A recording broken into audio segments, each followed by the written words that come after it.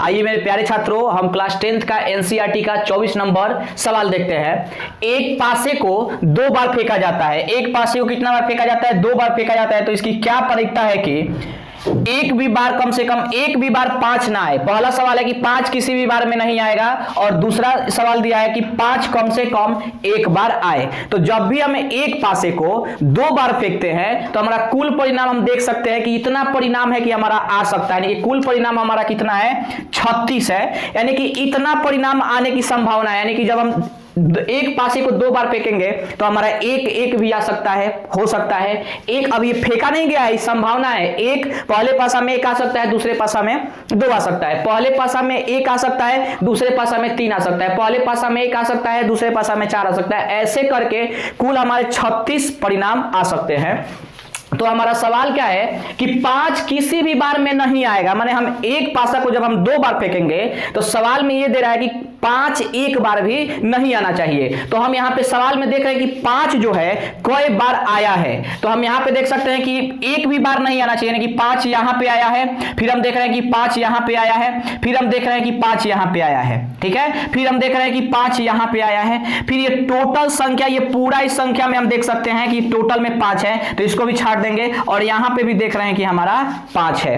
तो यानी कि सवाल में क्या है कि 5 किसी भी बार में नहीं आना चाहिए। तो हम 1 नंबर यहां पे सवाल को बना सकते हैं कि सवाल में दे रहा है कि 5 किसी भी बार में नहीं आने की प्रायिकता, नहीं आने की प्रायिकता। 5 किसी भी बार में नहीं आने की प्रायिकता। तो हम इसको आसानी से गिन भी सकते हैं। 1 2 3 4 5 6 7 8 9 10 11। यानी इतना बार 5 आया है, इतना बार 5 आया है। तो हमारा कुल परिणाम कितना है? 36। तो इतना बार 5 आया है, लेकिन सवाल में क्या दे रहा है कि 5 नहीं आना चाहिए। तो 11 बार 5 आ रहा है। तो अगर हम 36 में से 11 को घटा देंगे तो कितना हो जाएगा? 36 में से 11 को जब हम घटाएंगे तो हमारा हो जाएगा 25। यानी कि 5 किसी भी बार में नहीं आने की प्रायिकता हो जाएगी 25/36। देखिए एक बार और हम यहां पे देख सकते हैं, इसको आसानी से समझेंगे। एक बार और कोशिश करेंगे।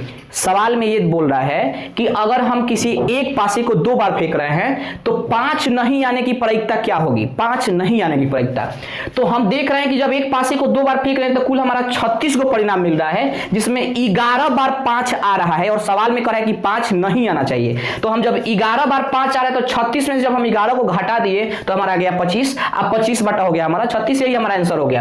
फिर दूसरा नंबर हमारा सवाल है इसी में कि 5 कम से कम एक बार आएगा। तो यहां पे हम लिख सकते हैं कि 5 कम से